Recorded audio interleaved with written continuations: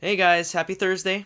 Let's talk about counter arguments and then your conclusion.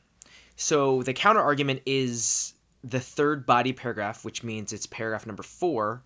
And in your counter argument, you should be addressing the opposing side. And so, if your claim said something to the effect of, you said, free blacks experienced a severely limited amount of freedom because they had some political freedoms and maybe some religious freedoms, but not much else. Something like that. If you said your claim was something to that effect, then in your counter argument, you could say, you could bring what the other side would say. Some people would say that, free blacks did have a significant amount of freedom.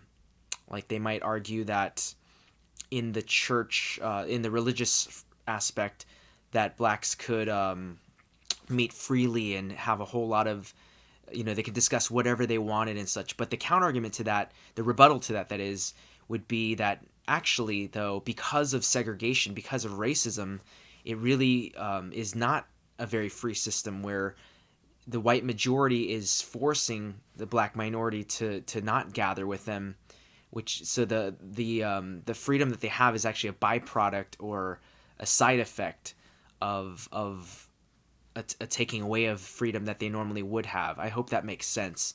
On the flip, what if you argued that free blacks did have a significant amount of freedom? Then your counter argument would be those people who say that free blacks had limited freedom, and you're just gonna approach that from the opposite angle and show why free blacks did have a significant amount of freedom. If that's how you feel, if you feel overall free blacks had a substantial amount of freedom. We all understand that freedom itself is relative now, meaning there's different aspects of freedom. Freedom doesn't just mean being free from being a slave. There's that, that's obvious. That's, all free blacks have that, but freedom has degrees, right? Like how much freedom are we talking about? What are they free in and what are they not free in?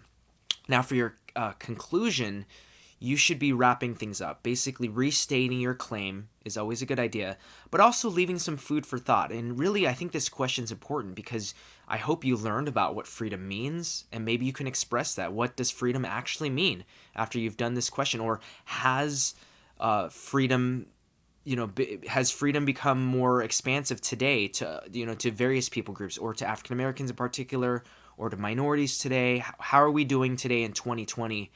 With that, in that regard, with freedom, and any other food for thought, meaning leave your reader like kind of hungry for more. Just what did you learn from this whole experience, writing this, researching it? What should people gain from this? So I hope that's helpful.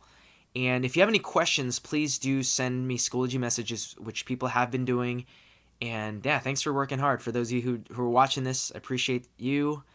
And yeah, love you guys, and happy spring break because we start tomorrow, meaning there is no more work for another week until April 5th, and we'll kick back in because you guys know we're out till May 1st now. That's the news. So I'll be posting probably regular content type things. We'll pick up on that starting after spring break's over. All right, I'll catch you guys later.